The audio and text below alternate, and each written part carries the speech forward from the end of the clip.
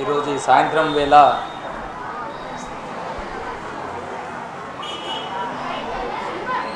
Sagarika high స్కూల్లో సోదరుడు వినయ్ గారిని మిమ్మల్ని ఈ స్కూల్ టీచర్స్ని స్టాఫ్ని చూస్తుంటే ఆనందం పట్టలేకపోతుంది.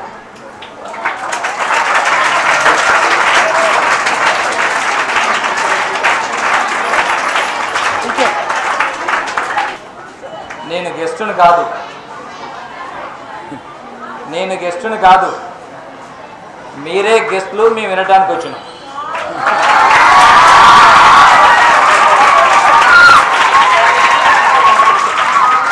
ఇంకొక విషయం ఏంటంటే, మీలో ఇంత గొప్ప పరిజ్ఞానం, గొప్ప జ్ఞాపక శక్తి, గొప్ప కమ్యూనికేషన్ స్కిల్స్ ఉన్నాయని ఇక నేను చెప్పేది ఏం లేదు, నాకంటే ఎక్కువ గొప్పగా మీరే చెప్పారని చెప్పేసి మిమ్మల్ని అభినందిస్తున్నాను.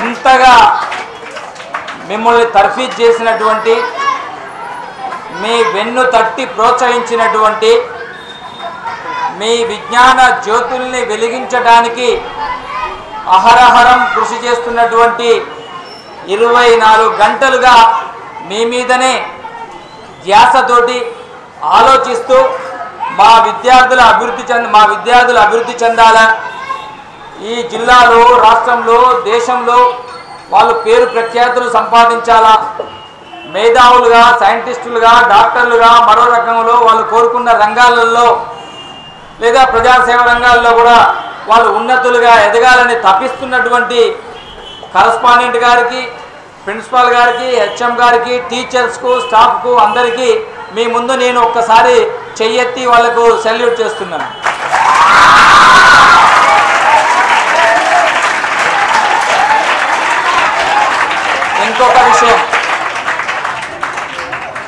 ఇంకొక విషయం ఏంటంటే, నేను మీ చిన్నప్పుడైతే, మీ అంత వయసులో ఉన్నప్పుడైతే ఒకవేళ స్కూల్లో బెల్లు కొడితే బలోమంటూ బ్యాగ్ అందుకొని ఉరికేవాడినేమో. కానీ ఇప్పుడు ఇక్కడ బెల్లు కొట్టారు, మీరెవ్వరు కూడా ఇక్కడి నుంచి కదలలేరు. అంటే ఈ సమాజం మీద, ప్రపంచం మీద ఒక గొప్ప సమాజం కావాలని కోరుకునే వ్యక్తులుగా మీ ఆలోచన శక్తి అనేది ఎంత గొప్పగున్నది, మీ జిజ్ఞాస, ఈ సబ్జెక్టు మీద మీ జిజ్ఞాస అనేది ఎంత గొప్పగా ఉన్నది, ఇదొక పీరియడ్ లాంటిది అని భావించి మీరు అక్కడ బెల్లు కొట్టినా, స్కూల్ లాంగ్ బెల్ కొట్టినా, స్కూల్ బస్సు వెళ్తున్నా, అవసరమైతే మేము ఇంటికి నడిచి వెళ్తామని చెప్పి కూర్చున్నందుకు మీకు కూడా మరొకసారి సెల్యూట్ చేస్తున్నాను.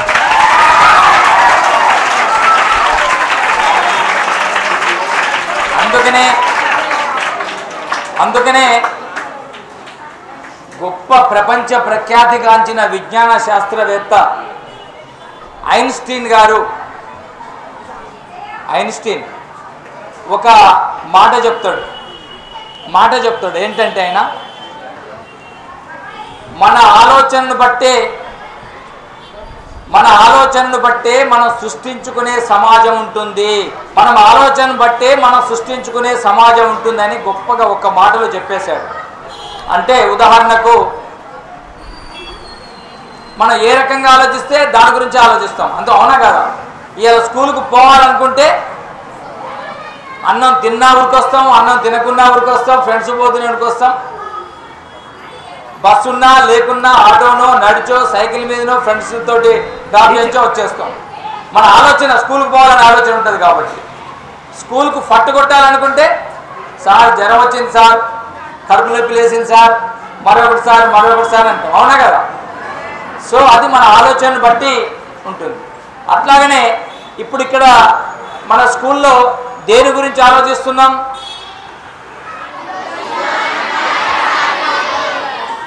అట్లానే మరొకటి దేని గురించి ఆలోచిస్తున్నాం?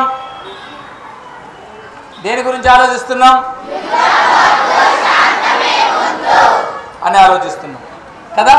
అంటే ఇదంతా మంచి ఆలోచన అన్నట్లేనా? మంచి ఆలోచన మనం ఆలోచించేది. అందుకనే అంటారు మరి మీ స్కూలు టీచర్స్ కానీ కరస్పాండెంట్ కానీ మా పిల్లలకు మంచి ఆలోచనలు మంచి బుద్ధి రావాలి, వాళ్ళు విజ్ఞానవంతులుగా కావాలని ఈ సబ్జెక్టు పెట్టింది కదా. కాబట్టి మనం ఏం చేయాలి?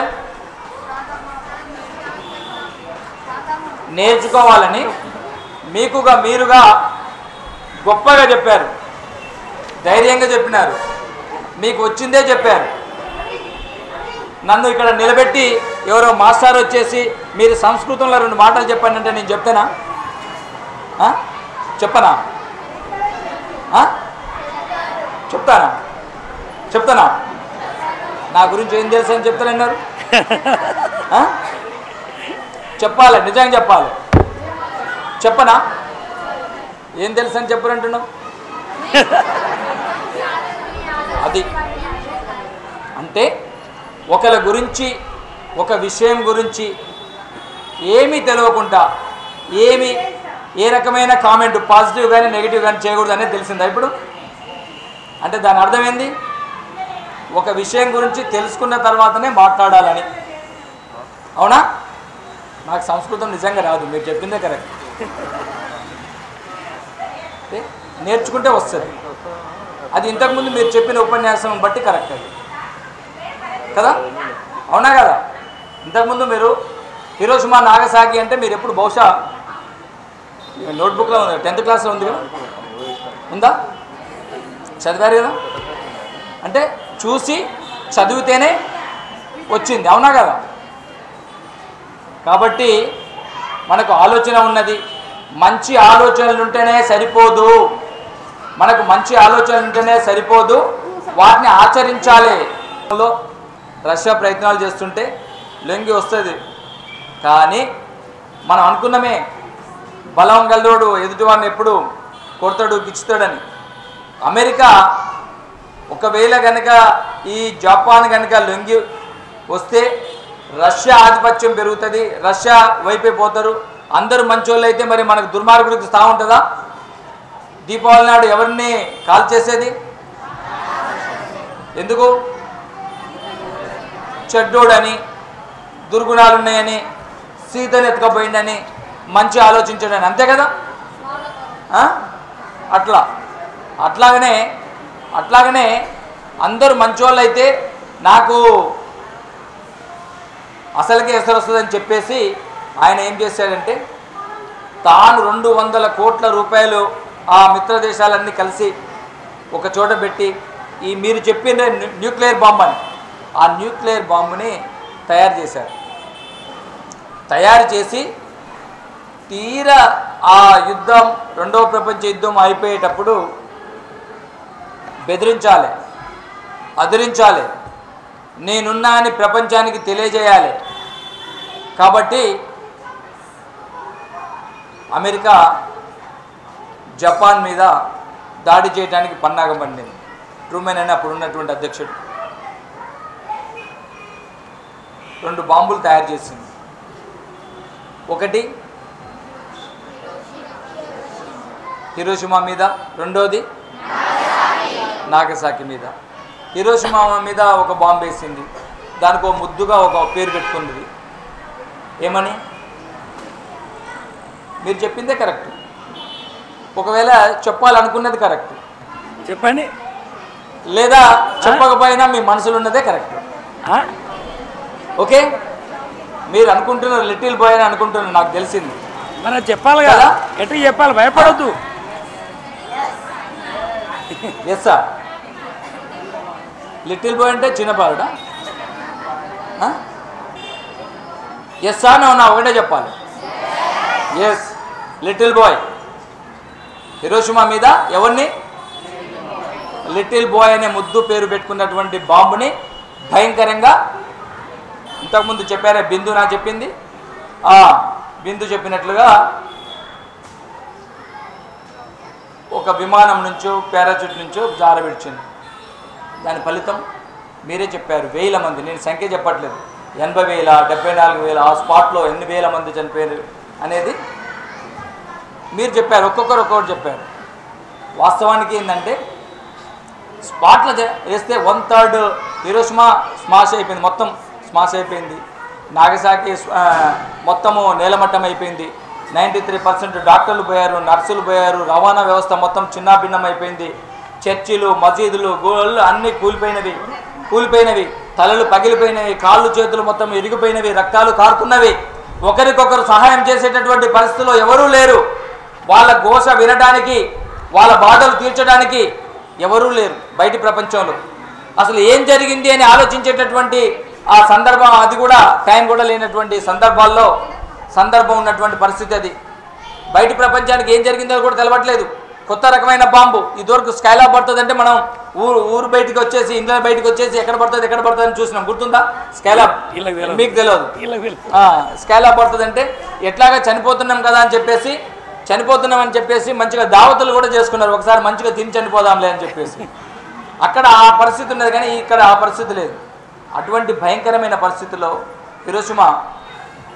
హిరోషిమాలో అటువంటి భయంకరమైన పరిస్థితి ఉంటే అసలు ఏం జరిగిందని చెప్పేసి జపాన్లో కొద్దిమంది సైంటిస్టులు ఇతరత్ర వాళ్ళందరూ కలిసి హెలికాప్టర్ వేసుకొని తిరిగేయడం జరిగింది.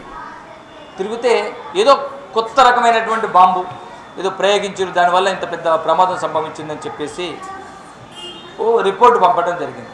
ఇది ఇట్లా ఉండండి, దీని నుంచి తేరుకుండేసరికి నాగసాకి ఇన్సిడెంట్ జరిగింది. నాగసాకి ఇక్కడ దీనికి కారణం ఏంటి?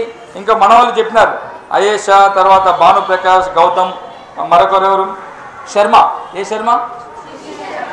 ఖుషికి ఉంటుందా ఇప్పుడు? ఖుషినే ఎప్పుడు నవ్వుతుంది. ఖుషి శర్మ మీరంతా చెప్పారు. మీరు చెప్పిన మాటలే నేను చెప్తున్నాను, నేను కొత్తగా చెప్పట్లేదు, అవునా కదా? ఈ ప్రపంచంలో సండేను మేధావి ఏమని పిలుస్తాడు, మామూలైన ఏమని పిలుస్తాడు?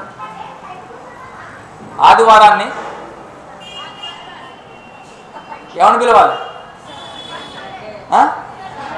ఎవరైనా సండే అని పిలవాలి, అంతే కదా? చెప్పాలమ్మా. చంద్రుడిని, సూర్యుడిని ఏమని పిలుస్తారు ఎవరైనా?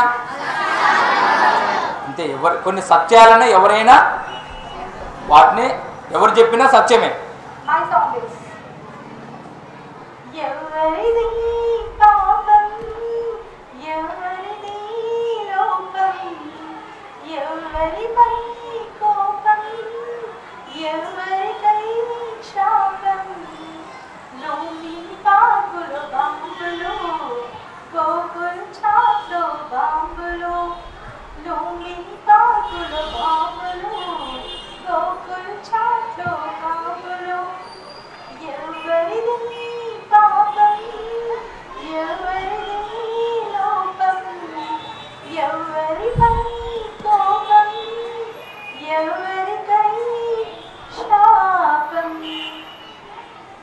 అక్కడ ఆ పర్టికులర్ ఇన్సిడెంట్ తర్వాత అక్కడ ఒక్కొక్క లైక్ ఫ్యామిలీస్ వెళ్తారు, ఫ్రెండ్స్ వెళ్తారు, అన్న చెల్లెళ్ళు పెడతారు. అక్కడ గోకుల్ చాట్ అనేది చాలా ఫేమస్ కదా అందరికి.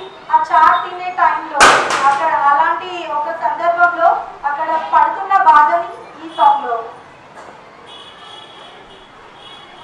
ప్రతి కుందని తల్లి పాలక ఎగబడి పసి పాప నాన్న నీడని గుండె బాదుకొని రోలించే ఓ పాప కన్న కొడుకు కనిపించని తల్లి ఓ తల్లి అన్నయ్య రక్షించను అరుపులు పెట్టే చెల్లి ఎవరిది పాపం ఎవరిది లోపం ఎవరి లోపం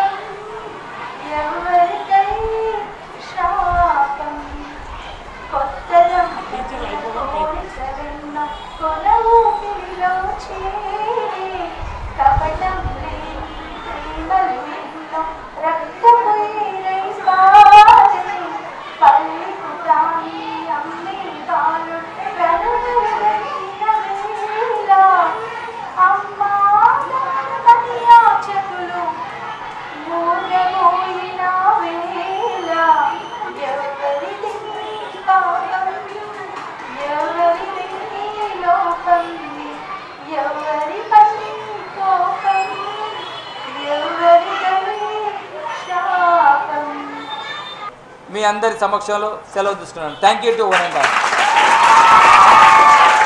వర్ధిల్లాలి ప్రపంచ శాంతి, ప్రపంచ శాంతి వర్ధిల్లాలనండి. ప్రపంచ శాంతి, ప్రపంచ శాంతి. యుద్ధం వద్దు, వద్దే వద్దు. యుద్ధం, యుద్ధం, యుద్ధం. మానవ హక్కులు, మానవ హక్కులు. జీవించే హక్కు రక్షించబడాలి. జీవించే హక్కు, జీవించే హక్కు. ఆత్మహత్యలు వద్దే వద్దు. ఆత్మహత్యలు, ఆత్మహత్యలు, ఆత్మహత్యలు. ప్రపంచ శాంతి.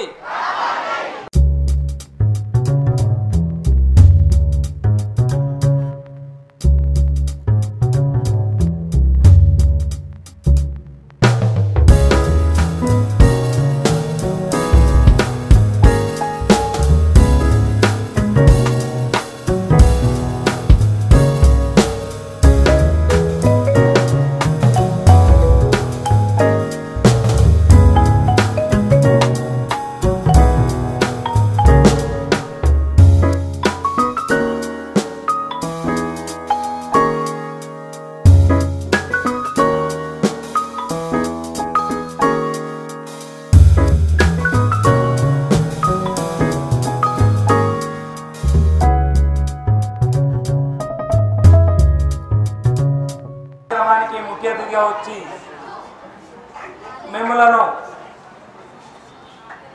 కార్యోన్ముఖులు అంటే మంచి వైపు మంచి జరగాలంటే ఏం చేయాలి? చదువుకోవాలి. ఏ చదువు చదువుకోవాలి? మన అందులో కూడా అదే మన తల్లిదండ్రులు ఏదైతే ఆశిస్తున్నారో, టీచర్లు ఏదైతే గైడ్ చేస్తున్నారో, సలహా ఇస్తున్నారో వాటి వైపు వాళ్ళ మాటలు విని మీరందరూ ముందుకెళ్ళాలని ఈరోజు మిమ్మల్ని కార్యోన్ముఖులు చేసి ఇటువంటి కేవీఎల్ అన్న గారికి అదేవిధంగా వెంకటరెడ్డి గారికి తర్వాత రవికిషోర్ గారికి హృదయపూర్వక నమస్కారాలు.